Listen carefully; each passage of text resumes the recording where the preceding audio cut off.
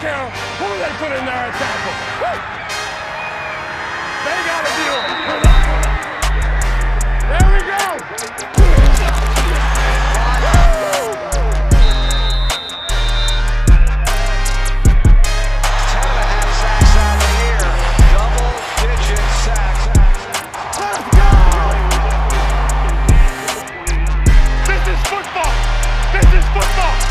Welcome to the big league. Welcome to the big league.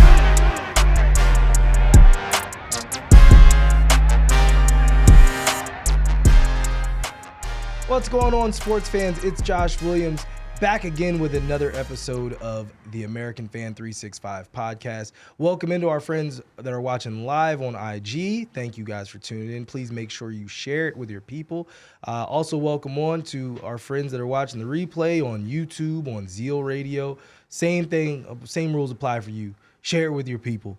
Just keep sharing. We do appreciate all the love, all the tags, all the shares. It does help to continue to grow the show. But happy Memorial Day to each of you out there. Please remember what Memorial Day is for. It's not we should be having cookouts, Dave. We're supposed to be memorializing. They need to flip them. We need to have Veterans Day in the summer.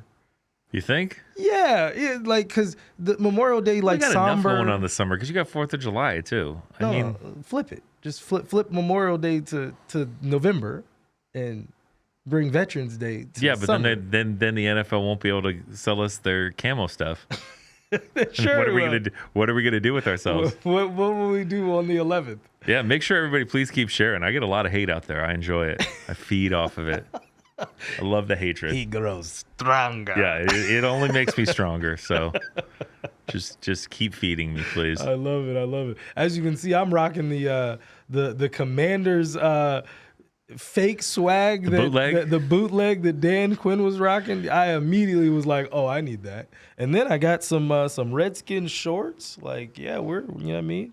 I'm ready for the summer, Dave. It's never coming back, Josh. They're never going to bring the name back. It's okay. Nor should they. It's okay. I've resigned my fate to that. That's no problem. I'm not the person. Trust me, there are Redskin fans out there that are like still. Oh, I know. On I hear the hill, about it. and it's like, bro, like relax. Like we all could agree that the name was a little. They sketch. should have died on that hill like Custer. Oh my God, I hate you so much. How are you doing today? How's your weekend? Well, you know, it's you can't complain. I mean, I can, but nobody really wants to hear that. Yeah, so fair enough. We didn't have. We're not going to get too much more basketball, so that's a little sad. But yeah, and it's. I will say it's been an entertaining playoff. It's been an entertaining season, entertaining playoffs. Oh yeah, we're getting good games. Yeah, just good games can turn into a bad series real quick. Or like sometimes people think a 7-game series means you get great games. I mean, we're getting good games in hockey too. Yeah. So I mean, we're getting quality sports content. Yep. And we're happy to bring you more and more of it. Let's go ahead and go around the world in sports. First off, coming in to the studio, Dave broke some really, really tragic news, and that's that Hall of Famer, basketball Hall of Famer, and one of the greatest players of all time, former MVP, former, most outstanding player multiple times for the Final Four in March Madness. College Player of the Year. College Naismith Player of the Year. All of those things. Mr. Bill Walton passed away at the age of 71 after a short, quiet bout of cancer that I was even unaware of, and definitely wanted to bring that to light. Really always one of my favorite basketball people. Got to know Bill Walton over the years, even back when Jerome was playing in the league. And I'll tell you a quick story before I turn over to you, because I know you cared about Bill as well. During one of the Players Association meetings in the Bahamas in the summer, this is how I got to the Bahamas at an early age, I actually taught Bill Walton how to do the electric slide, because he had no idea. And he was one of the few white people there. That had to be fantastic. Oh, there was a lot of this. Because because I was like 12, maybe 13 at the time, and he was trying his damnedest to figure out like the footwork, and he could not get the footwork down. So I pulled Bill to the side, and also his feet did not work. So him doing it, things that are easy for the rest of us, how that man walked around like that for years is mind blowing. And you said, Dave, that he has a documentary on ESPN Plus. Yeah, it's 4 parts called "The Luckiest Man in the World." Okay, it's tremendous. I was telling you the story earlier about. I mean, Robert Parrish steals the show in it, and it's talking about how they all would make fun of Walton and how he talked, and they thought it was funny because Bill Walton did weird things. He did corny things, but everybody thought it was a joke. And then him and Kevin McHale in his prime played some one-on-one. Wasn't a joke no more. Wasn't a joke anymore. I mean, Parrish always called him William. He's like, they didn't make fun of William after that day.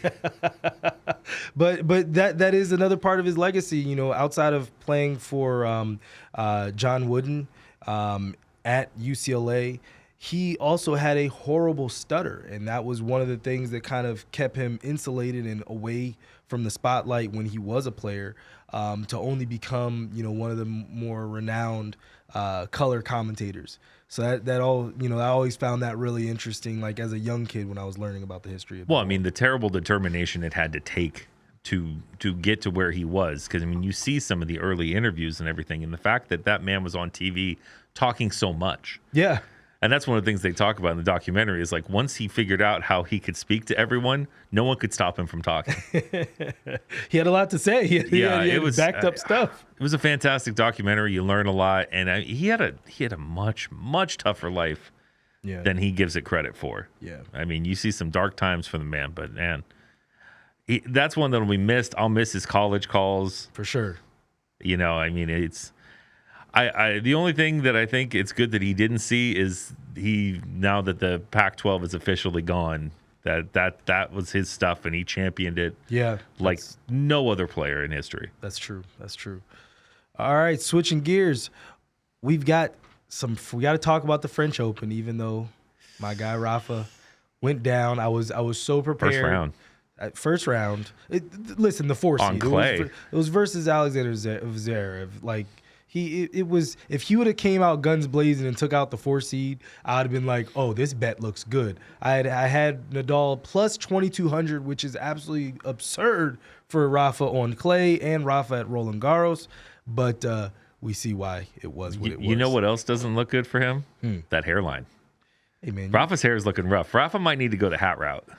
I think the hat route would be good for Rafa. The hat route is what's probably torn the hair to shreds. That's what tore. He always wearing I always wore the headband. He wasn't wearing hats. Oh, you're right. It's free up there. You're so right. He has the option. Hey, to wear at least that. He's not paying for hair plugs. At least he's got that dignity. No, he's a Euro. Euros they just go bald with grace. Yeah, I would have loved. I can't stand Djokovic. I need, and I'm a lifelong Fed guy. Yes. So I need Nadal to be the one to put these records further out of reach, because unfortunately Djokovic is going to now be putting things so far out of reach. I just hope. Look, and everyone that watches the show knows the second Rafa's not in it or Rafa is lost, it's everybody else but Djokovic. That's right. So I got to cheer for Alcaraz. Like no other for the entire tournament. That's my guy. Who's that? Is that your new guy outside Has to of be. Federer? I have no choice. He's the only one with a shot. Okay. I do like watching him play though. I think the kid is fun. Yeah, he is an exciting one to watch for sure. A little wild sometimes, but yeah. He's still super young. Yeah, I want to say he's only like 2021. Yeah, he's young. I don't think he's moving on. I think we just have to recognize that we saw the 3 greatest of all time play at the same time. Yeah. And nobody's gonna come close to any of them. Ever again. No, they pushed each other. I was talking to somebody at the barbershop the other day, and the crazy part was Federer couldn't really beat Nadal once Nadal really got rolling. Yeah. Nadal couldn't really beat Djokovic. You know what I mean? Like Nadal has probably like 8, maybe 9 additional majors if Djokovic isn't in the way. True, but you also have to remember Fed has a bunch of French Opens. For sure. If Nadal's not when in the Nadal way. could only win the French Open years there. That's right. Probably 3. And you still had those few years where Fed was the best player on earth by miles. Yeah. And then Nadal came along, and those French Opens add up when you win them every year. Yep. And then, it really was when Rafa made that man cry. I was like, oh, I think we got him, baby. I didn't like that. I think we got him. I didn't like it. Nadal won me back over. I liked him after that, but for a while there, I was not okay with Rafa Nadal when Fed cried. I was like, oh. Hey, Fed still won some after that, okay? Yes, he did, because I thought for sure. I didn't think it was going to happen. I thought for sure it was over. I was like, it's over. Like, he had my man boo-hooing like in front of in public. Looked real bad. It did look real good. bad. At least it wasn't to Djokovic that he did that. That's fair. That's fair. That would have hurt my soul too. Switching over to the NCAA, big NCAA news. Let's give some claps to the U.S. government for finally stepping in. It had to happen. I mean, come on. 2 points. So we're still trying to work out the numbers, and my cousin has actually called and what's good with the money? Like, where's this money coming from? I was like, all right, first off, relax. I got to find out some more information. But it's 2.77 billion or 2.8. That's the agreement that the NCAA came to with the Power 5 conference attorneys in terms of back pay, going back 10 years, paying players all the way back to 2016. And then moving forward, the players will be receiving in upwards of $22 million per school. So they still haven't really given me the full number on that. And how is it the Power 5? One of those doesn't exist anymore. Yeah. One of those just played their last game. Well, there's still some players out there from that Power 5 conference. My only worry, I'm not one of those people that's not cool with players getting paid. Yeah. I'm worried about the structure, and I'm worried about just the sheer financials of all of this, because now listen, it's all stacked for those conferences anyway, so I'm not one of those people like, oh, what are the smaller conferences going to do? Same thing they've been doing. Yeah. Survive. That's not going to change. Yeah. They don't have the money going out in NIL deals like these other places do. Yeah. But much like taxation, I would like to know where the money's going, how it's being spent, because I still feel like there's going to be a lot of loopholes for things to go awry. Slide. And do you pay everybody evenly? Yeah, well, so they still have to break out what the metrics are in terms of how the rev share is going to work. Because so when we had Jerome on the show during March Madness, he was saying, there's got to be a formula based off of television, based off of ranking. All of those things kind of go into a soup. And then that's how you determine. But I think the cap right now is $22 million between football and basketball. That'll be split evenly amongst, however they choose to pay their players. But see, I wonder if maybe, I'm not saying this is necessarily right, but I was reading with the new NCAA football game coming out that they tiered it. That EA tiered it themselves. They did. And they determined these are the highest profile teams, you get the most. Yes. And then they broke it down all the way down to tier 4. Yeah, it was tier 1. Tier 1 was, and it was because realistically, that's where your TV money is coming from. Mm-hmm. People aren't watching for who ends up in the Duke's Mayo Bowl. They're watching SEC games. They're watching Big Ten games. They're watching Michigan play. They're watching Alabama play. They're not watching Vanderbilt play. So just being a part of the SEC shouldn't preclude you to all this money. I'm okay with if a higher profile program makes more money. Yeah. They make more money anyway. So, I mean, it's not like it's going to really change. That amount of money, as much as it sounds like for them, doesn't necessarily change things all that much. No, not at all. Not at all. But I will say, though, it's definitely a step in the right direction. Because I love NIL in theory. As David there are said, flaws. Yeah, there's definite flaws, and then also it's the haves and the have-nots still. So there's still a lot of players that get no money or very little compared to the few that are getting millions. But now isn't some of that's a meritocracy though? Yeah, you're getting millions because you're drawing eyeballs. You're getting millions because people want to watch you or see what your posts are or see what it is that you have to say. Yeah. So I don't know. I'm not.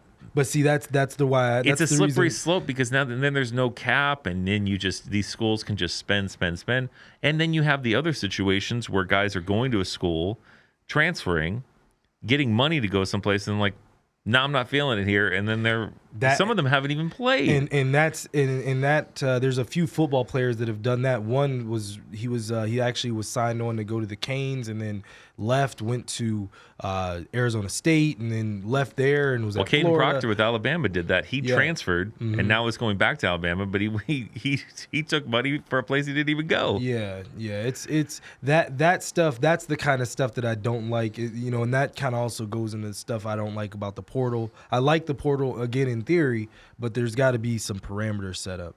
Has to be. I mean, they've got his name is escaping me, but the quarterback that was supposed to go to Florida that swears they promised him $13.8 million on that's the what NIL. I'm talking about. That's what I'm talking about. It's Rashada something. Yeah, but he was originally signed on to go to the Canes. Mm-hmm. We had him, and then Florida swooped in and was like, "Yeah, we're gonna give you $13 million," and then he signed on there, and then realized that they weren't gonna pay. So then that's the reason why he went to Georgia. No, he went to ASU. That's right. Went to ASU. Now he's going to Georgia. Now he's going to Georgia. Yeah.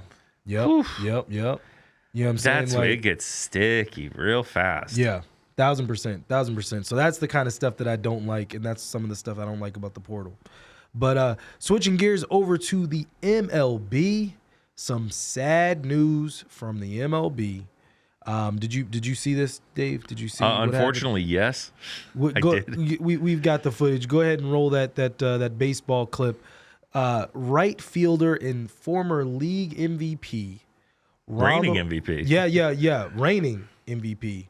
Ronald Acuna Jr. tears his ACL during an attempted steal versus the Atlanta Braves. Oh, excuse me, versus the Pittsburgh Pirates. Definitely sucks. Man, just looking at it, tough. I don't like it. Tough. It was like on a secondary lead. He was kind of just in no man's land and toe picked and just went down.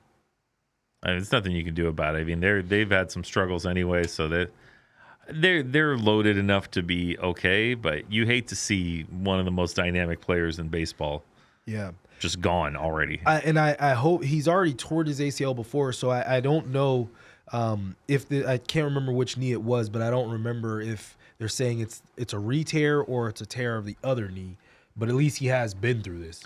He has been through it, but I from what I read, I believe it's just even though I think it's the same leg, I think it's kind of unrelated in some weird way. Oh, yeah, okay. I don't know. Okay. I couldn't really understand what I was reading clearly. Yeah.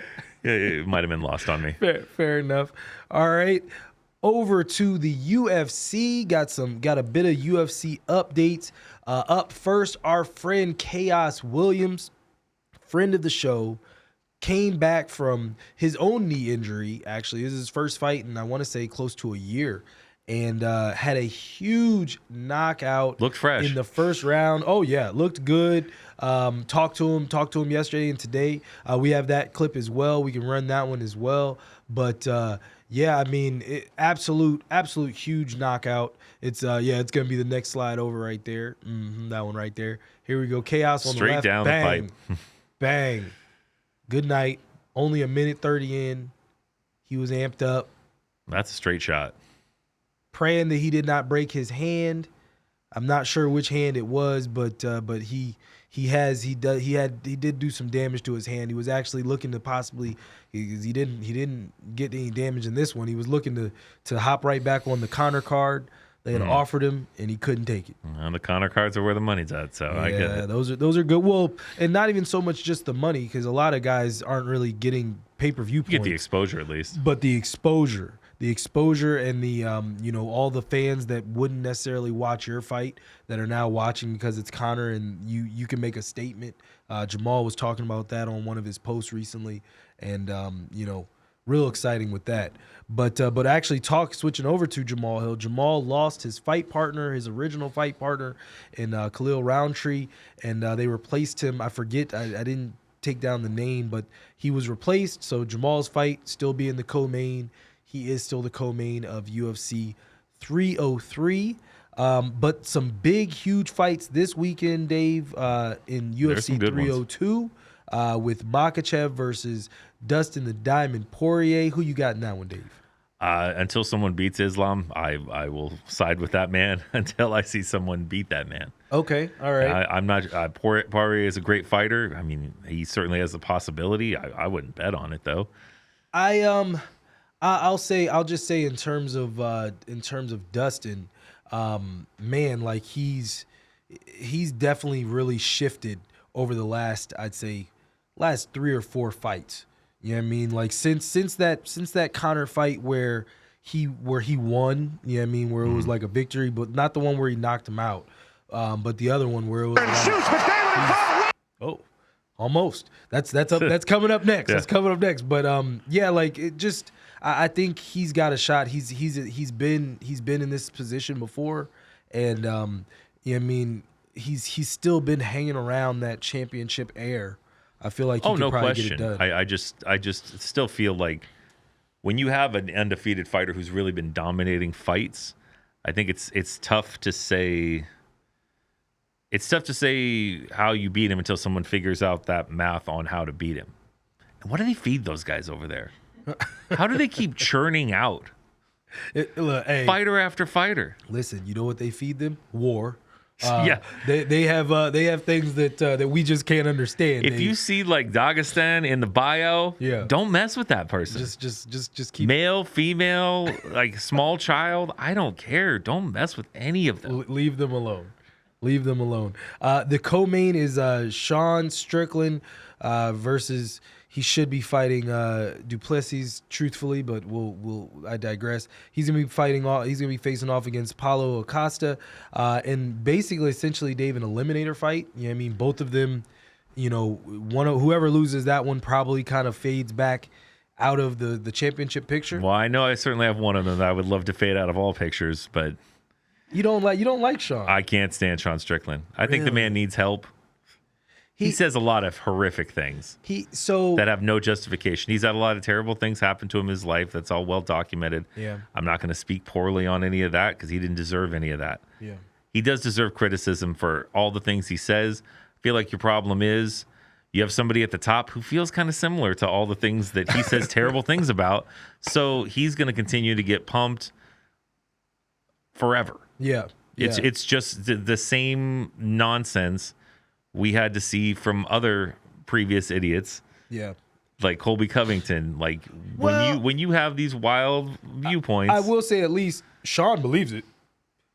Sean lives it. It's not. No, he lives it. It's a little different. Yeah, that kind of makes it worse. What I will say on Sean, it always sucks because like, you know when someone will have like, oh, that's a good point. Oh, that's a good point. Ah, damn, you took it too far.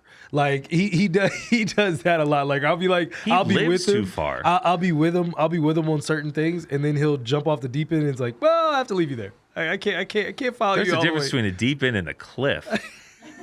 Like these are things you can't follow. It's just I can't fall in the abyss with you. I can't like. I may hate things, but I don't hate people. No, I don't hate groups of people. That's right. And that type of stuff, I can't get on board with. Yeah, can't get down. I mean, he's a fantastic fighter, but like the things that you're saying out there to keep the publicity up, God, I wish that we could reach a day where the UFC could get away from that stuff. That's probably never going to happen. Not as long as Dana White draws breath, anyway. Not draws breath. I hate you so much. Also, on the fight card for 303, we've got our good friend Randy Rude Boy Brown squaring off, and also Phil Rowe, and then also excuse me. Yeah, that's International Fight Week. But Ian Gary just signed off. He's gonna be fighting Michael Page in 303 as well. That's happened. A crazy fight. Yeah, that's one. That's a next big thing fight. I'm interested to see that one. Because whoever wins that fight, and I mean, I think we clearly know will be wanted to win. Whoever wins that fight gets the rocket ship on that one. You are getting pushed straight to the top. Your next fight is the title fight. Yeah. Oh God, I hope it's not Michael Page. That was a very. I hated the fight with Kevin Holland. I was like, so he's just not gonna fight him. He's just gonna dance and chuck and jive. Oh, okay. I think some of that with Page, I think, is just moving over from a different promotion with a lot of hype. I think he fought a very safe fight. Yeah. They want Ian Gary to be the guy, though. Yeah. Ian Gary wants to be the guy. I just don't know if he's got the chops. We'll see. He's a good friend. It's a great way to find out. Yeah. It's a great way to find out. And like I said, I really truly believe that this fight will lead to a title fight. Yep. Because you are a star after this fight. Yeah, no, that's fair, especially on this card. So that's the big thing. Up next, we got a barbecue chicken alert. I'll let my lovely lady in the back run the clip of a young Connor McDavid in game 1. Oh my goodness, here we go.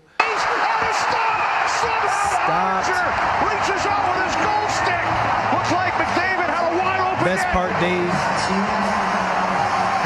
And he waits. He goes is the best part to me is the quiet. right there. Get some water, like, yeah, just yeah. That was it for me. You know, for a great player, and I mean we're not going to sit here and act like Connor McDavid is not unbelievable, Yeah, but he's had a tough playoffs. he does go off to win in double overtime. Wins in double overtime, but if you look at his stats in the playoffs this year, Draisaitl. ton of assists Draisaitl's the guy. in wins, only a couple goals. Losses, he's bringing like nothing. Really? He Yeah. has like I think 3 points in the whole playoffs in losses. Yeah. I will That's say, tough. I look, you know, When I you're probably the best player in the world, that's tough. That's true. You know, I've been watching since my Caps went down, but I did actually watch that game. So when that happened, I watched it live because it was in overtime, and like it was one of those things where the Stars were losing that whole game. They battled back to send it into overtime, and they were getting good chances. And then Edmonton, they finally got a really good look, and then that happened, and then he hit him with the. Yeah. Because the funniest part to me, truthfully, was like, I know your heart rate is going crazy because like everyone in the building was like, the game's over because this is a road game, and for him to just you never know. calmly- Goalies are weird. You You got to be weird to play goalie. In any sport where there's a goalie, you have to be different because you hang out by yourself for most of the time. Yeah, the whole game. Yeah, and You don't get a break. There's no line change for me. You're made to be a little different. So he might not have really thought that much about it. It was a good save. Different mindset. It's a great save. Great save. Great save. Switching over to the WNBA, man, oh man, and we're gonna go off on a little bit of a tangent on this, but what is the greater good? Is the greater good showing that Caitlin Clark will have to earn it against these grown women, these professional players, or is the greater good continuing to capitalize on the youth movement that Caitlin Clark, Angel Reese, the other girl that you were mentioning before, Cameron Brink. Yeah, Cameron Brink. Just this youth movement that's coming into the WNBA with all the eyeballs that are on college athletics and college women's hoops right now. What is the greater good, in your opinion? Well, I think what you're realizing, part of the greater good is the youth movement is going to bring more eyeballs already because people they segment it as just Caitlin as a star. Mm-hmm. Angel's a star. More people are finding out about Cameron Brink, even though she's a more defensive player. Yeah, she's a star. Yeah, Cardoso is going to get a lot of looks when she comes back here from her shoulder injury. Mm-hmm. So you're getting a lot of people, if done right, which most people are not, they're going to see the segue into, oh, wow, look at all these other players. Yeah. There are people, Diana Taurasi is still roasting people. She's like 42 years old. Legit, she might be 43. But like I said, she's almost my age. Yeah. And she's still out there giving everybody work. Yeah. So I think there's a lot of things. You saw that. I mean, it was a foul. And Thomas deserved to be ejected to what she did to Angel the other day. Angel, yeah, I did see that. But Angel's response to it was, it's how it used to be in men's basketball was, I'm a rookie. You're not supposed to be nice to me. Yeah. I thank her for teaching me a lesson. Yeah. It's the greatest response I ever heard to getting pulled down by the throat. But it's like, we grew up in a different time. Uh-oh. Death Star approaching. Death Star. I think when you talk about, here's the issue. When we talk about how the things and the eyeballs and growing the game, one of the things, and I steal part of this from Bomani Jones, who was like, you wanted all of us to come. Now that all of us are here, we're going to be acting a fool. There's a lot of people out there with a lot of dumb takes. I've seen some of these things. People have actually said, like, oh, let Caitlin score. You got to let her be the star in the face of the league. She's good enough to get there. She'll get there on her own. This is the toughest league in the world. People are out there saying foolish things. There are people that thought she was going to be like Candace was and be Rookie of the Year and MVP. It's like, there ain't no guarantee you're going to be Rookie of the Year. None of this is given to you. Kelsey Plum averaged like 8 points her first season. Yeah. This is a good correlation for her. But part of the problem is just, oh my gosh, the WNBA bandwagon has grown exponentially. While it's great for the sport, you're going to get some things where I'm wondering and I see why they stacked all the Caitlin Clark games early, but I think you're going to see a lot of people falling off and then trying to act like it's not that good instead of missing the actual point, which is this is the best league in the world. There's only 12 teams. Daisha Fair was the third scorer all time. She was picked in the second round by the Aces. She's already cut. That's crazy. This is not for everyone. Yeah. So I hope people get in line. I hope we don't end up with another stretch, especially out here, because they've only seen the Aces be good. They didn't see how they got to be good. They got to be good by being terrible for years. And Indiana's been really bad for years. That's it. That is another Death Star Dave moment. People act like you've been here before, all right? Learn about a sport before you start climbing on board. I will say before we switch off the WNBA, in my opinion, though, I do agree with Dave on a lot of takes. But I actually agreed with Jeff Teague. Jeff Teague was saying that is it best to just let her get off right now? No. Wait. Is it best because right now so Caitlin Clark has brought this infusion of money. She's brought in this new money based off of just how many eyeballs that, just in terms of, you went to the game, you said on Saturday, it was packed. It was a different kind of packed. She's been bringing that to arenas around the country. And is it better for her to look like that kind of a rock star in the WNBA and let everyone get their money up? Meaning like, oh, okay, well, since everybody's paying attention to Caitlin Clark, now everyone's seeing all these other girls and how good they are. Now there's more television money that's coming in. And so he was saying, let her do that for like 3 or 4 years, then expose her in like year 4 after everyone's got their money. That's not how competitors work. I know.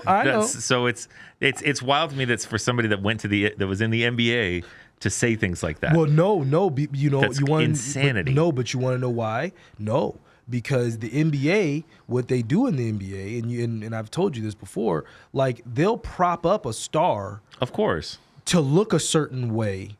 And only real people know, only NBA players know, or real fans of the game know that, no, he's getting 25 shots. Of course he better average 24 a game. He's taking 25 shots a game. But once again, your difference there in the WNBA is, realistically, even the bad teams, with the exception probably of the Mystics with Del Don out, yeah, even the bad teams are stacked. Yeah, no. Indiana's got a ton of talent. That part is different from the NBA because all these girls in the WNBA all were first round all picks. Americans. First round picks don't make teams. Yeah, like legit. It's wild when you've seen Caitlin was the number 1. You had Cameron Brink go 2. Mm-hmm. She's already shown she's a fantastic defensive player. Yeah, but hasn't really proven much on offense. I mean, there's some good players that have come from it, but Cardoso's been hurt. Angel Reese has put in good work, but there's other players that should have been out there. You think dropped in and ready to go. And have you heard about much of J.C. Sheldon in Dallas? Have you heard much about Alyssa Peely in Minnesota yet?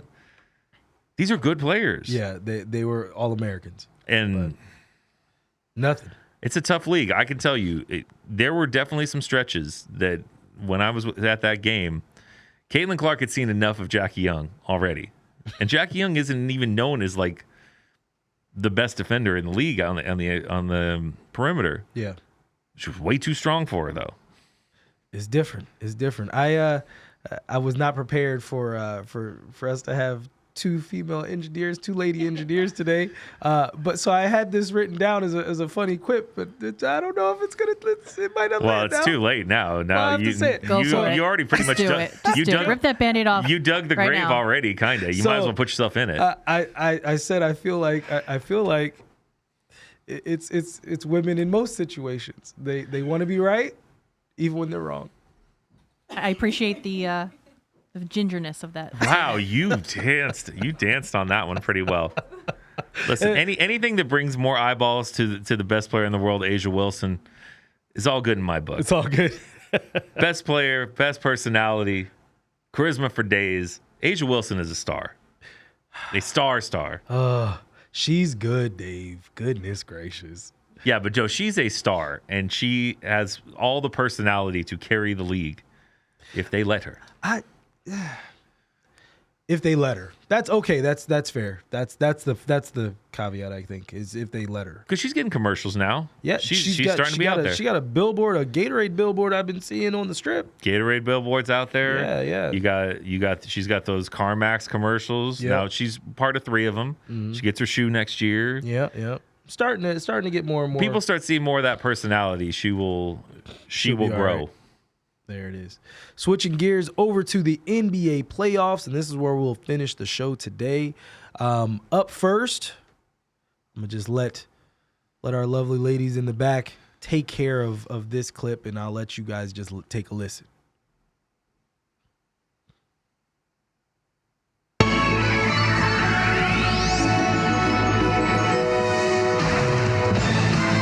Little John Tesh magic.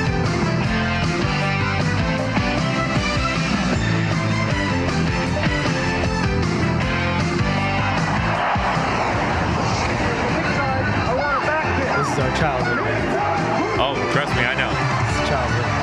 I remember what my little TV looked like in my room when this music would come on. Oh, Dave, I just have to say, some things are bigger than money. As you see behind us, NBA is looking to move back to NBC. Not looking, it's happening. It's happening. Will be happening, it looks like, after next season. And the reason I say some things are bigger than money, because what this means is now Turner, TNT, where we watch so much of our great commentary and just great... The greatest sports related show of all time. Yeah. There's number 2 isn't whatever your number 2 is. It's number 2. It's forgettable. It's number 1 by millions of miles. I was when Jerome, when I was back home last weekend, Jerome and I were talking, and I was like, so are they digging Peter Vesey back up to like put him on NBA on NBC? Well, listen, what are we on? Anything's going to be better than what ESPN's been doing. My thoughts on Kendrick Perkins are well known. He's almost as trash as a commentator as he was as a player. And that's saying that is trash. My least favorite player of all time. And he was on your team. Yep, that's why. Because I used to have to see it every game. You used to have to see that, run that play for Kendrick when you had KD and Russ and even James Harden. He had to get the first touch of the game. Had to go Kendrick's way. That's had to dribble that ball off his foot every game. 82 times in a row. Such a sad thing. But I mean, that Stephen A. Smith embarrassed himself with the lead up to the Knicks game. That was it was awful. Yeah. They just have never figured that show out. And the TNT is the only one that really has kind of figured out you can't go past. I don't even like them bringing Draymond on. I think Draymond could be good on TV. Don't mess with the chemistry there. Yeah. And theirs is they're about the only ones that can really be irreverent. Charles can get away with saying things, but I will say because he's actually funny. There's the big difference is he's smart, he's quick, and he's genuinely funny. But Shaq's a try-hard, but he's dialed it back some. Yeah. But Charles is legitimately hilarious, and you want to hear what he has to say. But I will say also Charles also will apologize and be contrite if he does go overboard. Like he has in the past. Like if he feels that, yeah. As long as it's not talking about San Antonio women, that's about the only that's a hill that Charles Barkley will die on for sure. But outside of that, like, well, according to him, it's a hill those women won't get up. Damn. I hate you so much. Oh my God. Our NBA segment today is brought to you by our friends at Coco Love, the beverage of choice of the American Fan 365. Head over to www.cocolovewater.com for your own case of coconut refreshment and use the code TAF365 for your discount on Hawaiian Beach vibes. And just remember, if we lose this combo, which it seems like in some form we will, because what people don't realize is if Ernie doesn't go with them wherever they all end up going, and it's not the same. And he said he's not. Yeah, I don't. And that's what they've said. I think he's too. about ready to be done probably anyway. I don't think so. Ernie truly loves it. We'll see. I mean, listen, those checks could clear, and Amazon doesn't have any crew lined up yet. So who could? Neither does NBC. So who could say? But the villain in all this, which will be a new name to a lot of people, is the guy that runs Warner Brothers. Name's David Zaslav. He's been showing up at the playoff games, acting like the big shot. This is the same guy that cancels movies and makes them be deleted so he can take write-offs on this stuff. This is the same guy who made HBO Max. This is all the same person. Okay. This guy is a terrible person in Hollywood. Now he's going to ruin sports for us as well. So remember this name when you're upset. Don't be upset at these other people that bid. It's their right to do so. This guy could have matched anything. And once this is gone, I think what this guy doesn't realize is he's already hated around Hollywood. Being hated in every NBA city is a little different. Different level of So hate. when sports fans start recognizing you and you can't go to the games anymore, that's a little different. And people will, like I said, I know I can speak for myself and many others. If that show is broken up, at least the three of them, which even this Kenny Smith, he brings what he brings. When you don't have Ernie, Kenny, and Chuck together anymore, yeah, it will be a terrible day. Yeah, And it'll be his fault. And everyone needs to remember this. That's right. Remember the name. What's his name? Give his David name. Zaslav. David Zaslav. David Zaslav. You're gonna have to help me with the Zaslav. I hate you so much. Well, we do have to talk about the playoffs a little bit. So first things first, it looks like it's just going to be a simple collision course between the Dallas Mavericks and the Boston Celtics. Unless something that's never happened 154 times before happens.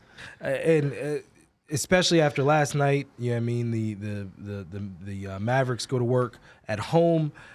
Tonight, the Celtics have a chance to complete the sweep versus the Pacers, which I'm almost pretty sure they will do. Do you think that either of these can go 5? Go 5, sure. That Indiana crowd's been pretty crazy, and Boston has they have a propensity to they have mess a capability of letting things kind of go sideways, and I still don't believe in their coach. Even with all this, I just think the team is that talented. But I could see that one without, and you have to remember the other series, while it's 3-0, Ant has not played well. No, not at all. Karl Anthony Towns was Karl Anthony Townsend yesterday in a big way. Yeah. So I it wouldn't shock me if that went more games, but I mean, it's tough to see right now. But I could see either one going 5. I'm not saying I'd pick it. Yeah. But I would think the more likely one. Gosh, that's tough. I don't know which one would be more likely to go 5. I guess I would say the West one, just because all the games have been close. Yeah. And now with Halliburton hurt, once they figured out how to play them with a different style, I can't see Boston losing to them. Mm-hmm. Even once. But speaking on the first matchup, which is the Timberwolves versus the Mavericks, we have to highlight Game 2 with Luka just absolutely eviscerating the 4-time reigning Defensive Player of the Year. We have the video, the first video clip. Yeah, this one right here. And this I actually did like this angle. This angle really shows just how far he was moving him side to side. But, I mean, absolutely just kills Rudy Gobert. Rudy Gobert, for the love of God, please chase him off the three-point line. You're up 2. A 3 kills us. Like, if he wants to go by me, God bless, go by me. That's what I didn't understand is he should have been directly attached to him. Yeah. And said, cool, you're going to get past me. By all means. But you're going to hit a 2. And go to overtime. Yeah, you're not going to let me get rocked side to side until you feel like hitting that step back 3. You idiot. It's just Gobert. It's for somebody that's he is a fantastic defender. I will always believe that it is far too skewed because of counting stats to post defenders. Yeah. As far as defensive player of the year. And I know I have people that disagree with me on this, but I think it's a somewhat common sentiment. How are you 4-time defensive player of the year, which is going to put you in the Hall of Fame? Yes. How are you that level of defender and you are still seen as food by every good defensive player? I can tell you this. A rookie, Victor Wembanyama, this year, who should have been defensive player of the year, by the way, I heavily doubt Luka would have been so comfortable with a rookie on him. Not with those go gadget arms. Yeah, and I'm not saying he's already become a better player or has the track record that Gobert has had with this, but I saw a better defensive player this year. He was a rookie, and I just think there are other defensive players, even bigs. I'm not sure that Bam Adebayo lets him shoot like that. Bam's getting cooked. I don't think Anthony Davis lets that happen. I think Anthony Davis would get right up on him. Anthony Davis gets cooked by Steph. So no, I'm actually that's okay. I just don't believe in Gobert to the level that some people believe. But you know what all this really boils down to, Dave? Stop freaking switching. Can we stop switching everything? And we have a video on that, and you can just roll the video. You can blow it up, make it big. You can make it big on all of us. Just play the sound. Play the sound on that one, because this one actually, just when it first happens. So this is after the shot is made. We'll let it go again. Just listen to the thing. Oh no, Gobert. Our defensive player of the year is on him. It's over. And okay, you can go ahead and kill it. And then there's another video clip where actually it was the first video that we had where we had that view. If you watch one of the Timberwolf players, they like see the switch and they're like, oh. Well, and it's like they have amazing perimeter defenders. I'm not sure in that situation when they only need 2. And yes, I know the stats of what Dallas is basically not missing at the rim if Rudy's not in, and it's different if Rudy is in. That's understandable. At that point in that game, Luka was going for a 3. Yeah, I have a hard time believing he was going to do anything else if you gave him any little bit of room. So I understand switching when you have, like, if it was, McDaniels switching with Alexander Walker or switching with Ant Edwards. Yeah, I get that because they're all gonna chase you around the perimeter. We're good. But big when you little. go to that level of switch, and which Luka wanted it. Oh, the look in his eyes of my son Luka when he did that. Oh, so proud. I'm so proud that he's kind of a terrible person. I really enjoy it. I enjoy it so much. He really likes to let you know what he's capable of. That's but like in any time I see people like, oh, that's not like, it's like, bro, that's what competition looks like. Yes. I'm of course going to curse you out in that moment. I can tell you that anybody that thinks that is wild has never played any sport. At all. Because that's light. Or no men for that matter. That's light.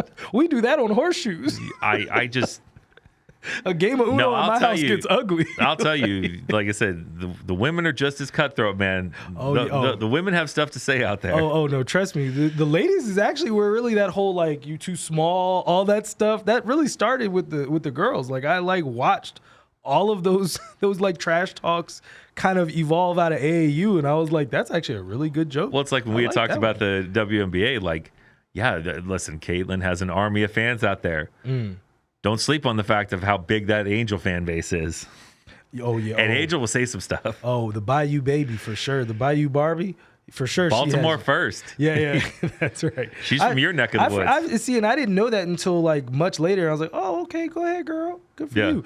Baltimore, we do not claim Baltimore though. That is its own place in Maryland. It is its own place, but I'm just saying you're from an adjacent area. Yeah. We good for you. You know how to get to Baltimore. Yeah, I know how to get out, and I know how to leave.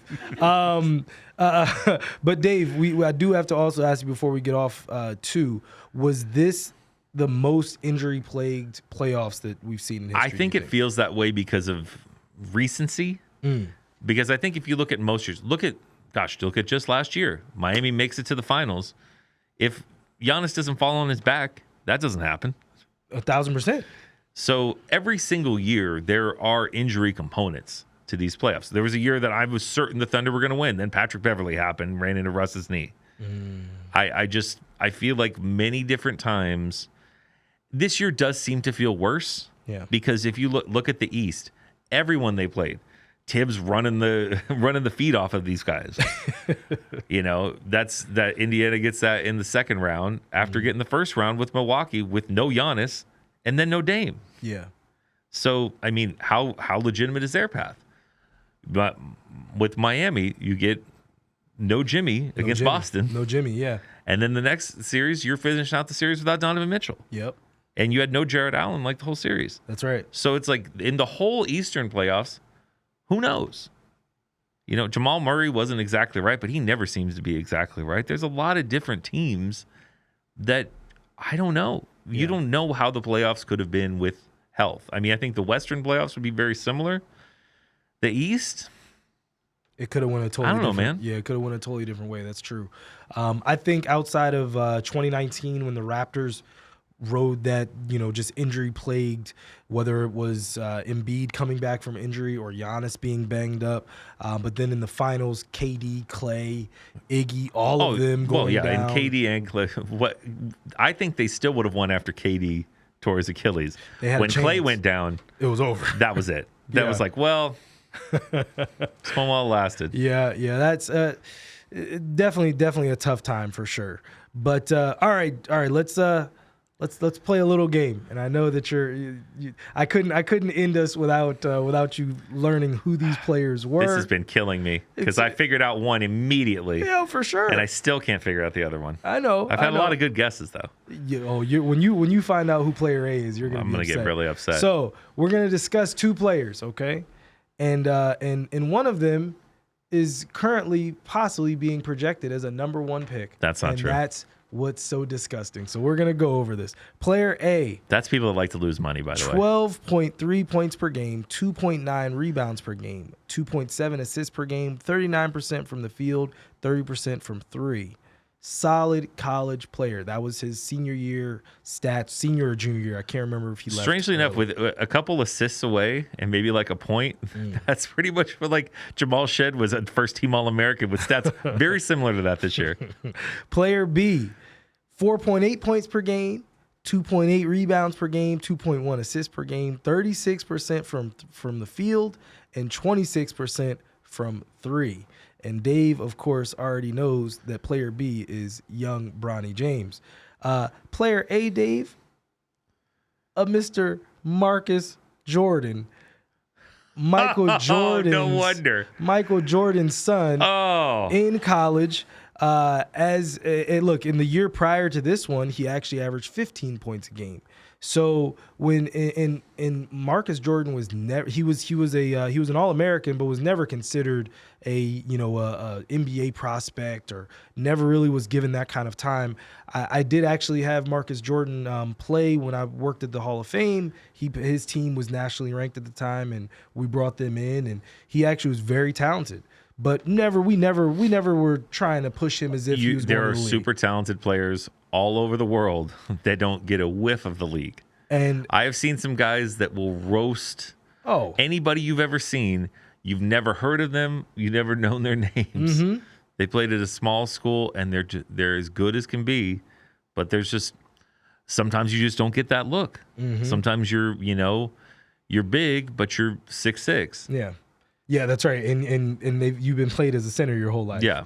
You have no guard skills at 6'6". Yeah, it's tough. I've played with some guys, and you see some people, and we'll play against guys that are getting looks in the league, and they will go at them and murder them because those guys are getting that league look because they're 6'9", they're from a foreign country, and they don't. Everything about them is new and raw. So they're just like, whenever you see raw things, you think there's talent to be brought in there. This is a different case. This is young Bronny James has been going as a betting favorite to become the number one. That's just pick people that love losing money, though. There's no chance in hell in the NBA draft. You've seen the scouts there's stuff leaking out. Basically, everybody just. There are people flat out saying he can't shoot. He has no business on the court. And there are people they're saying, like, if the Lakers don't take him, no one is taking him. So all of this is hype. And I feel like my problem is it's unfair to a young person.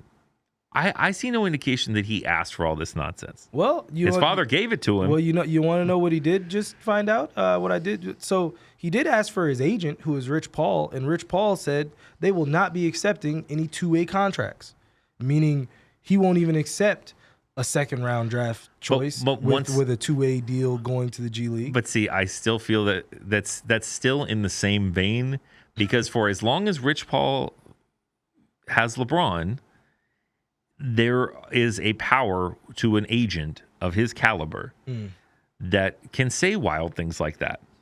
Okay. It's wild and it's stupid, but they can hold teams to these things because there's clutch players out there. Yeah. And you can't upset the agents, not the big ones. Yeah, not the ones that have influence and power. I am still going to be I am fascinated. He seems like an incredibly smart guy. So I'm not saying he will fail. I am interested to see what Rich Paul is when LeBron steps away. Well, what the difference is, he'll always have a landing spot when LeBron's a part owner of a Las Vegas team, which Paul will always be able to get it. Yeah. Never mind. LeBron will never be out of his life. He's gonna be GM. He'll be freaking Rob Pelinka did. He'll be Rob Pelinka. I get that. And but see, the only thing is though with that, he's been far more outspoken than Rob Pelinka ever was. So for him to then fall into a situation where he has to take actual, like ammo, like someone's gonna have something for him. I can't wait because that does sound like a very viable option to me. Yeah. I can't wait for the point because LeBron has never taken responsibility for a thing. Yeah. And listen, when we brought up him coach killing the other day, many great players coach kill. KD's worse than LeBron actually. In recent years, he has been the most he is leaving a slew of bodies behind him. Most of the top players of all time, at least in recent years. Yeah. There's coaches behind it. That's part of it's the way the league works. So I'm not saying that's unique to LeBron. Yeah. However, I'm not sure I've ever seen an all-time great so consistently never take responsibility for anything. Not once. I would love for all the people that will hate me because the LeBron fans, they're not fans of me. That's for sure. They're not fans of the show. No, that's all right. We still want you. I would love for you to show me the times when LeBron himself took responsibility for a loss or something not going well. Yeah, that video is all of 30 seconds long. For all the LeBron haters, do you think that's even 30 lovers, seconds? You think you'd even have 30 seconds of that? It would have been one clip. Either way. But for everyone that's watching the show, we just want to thank you guys again for tuning in to another episode of the American Fan 365. Please make sure you like, share, and subscribe. Please keep telling your people about us. Excited for the next few months and what's going on with the summer schedule, and have a few different things coming up. So be on the lookout for the moments. That's going to be starting soon. But we will see you guys next time.